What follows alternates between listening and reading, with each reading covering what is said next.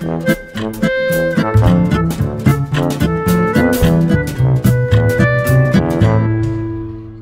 vidéo présente comment manipuler de manière avancée un atlas numérique associé au programme de 2018. Pour l'exemple, je vais utiliser l'atlas de 4e année. Dès l'ouverture, je désélectionne les couches par défaut et j'active la couche Zone climatique simplifiée. À droite du nom de la couche, je clique sur les 3 points pour faire apparaître un menu contextuel. Dans celui-ci, je sélectionne l'option Afficher dans la table attributaire.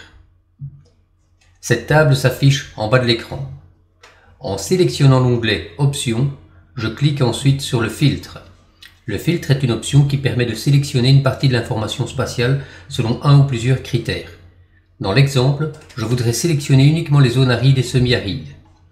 Je vais sélectionner le champ qui contient le nom des zones et y appliquer un filtre.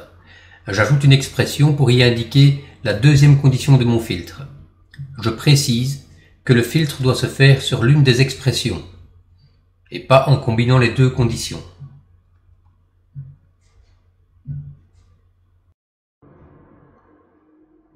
Le résultat met en évidence la répartition des zones arides et semi-arides.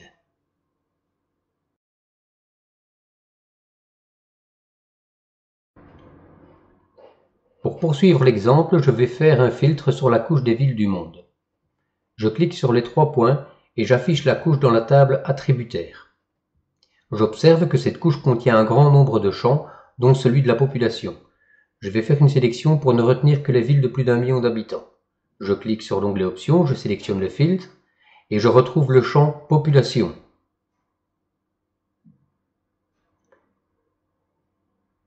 Je sélectionne ensuite l'expression est au moins et j'encode le chiffre de 1 million. J'obtiens donc une carte avec uniquement certaines zones climatiques et certaines villes.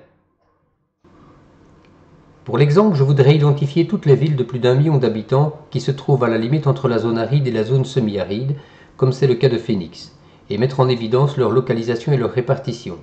En cliquant sur une ville, je peux faire apparaître et disparaître une fenêtre contextuelle.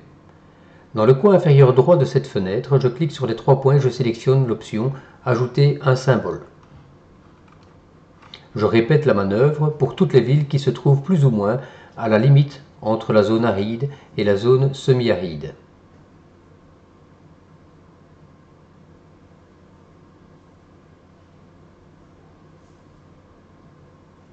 Quand j'ai terminé l'opération, je peux désactiver les différentes couches et j'ai une vue générale des villes de plus d'1 million d'habitants qui se situent à l'interface entre ces deux zones climatiques.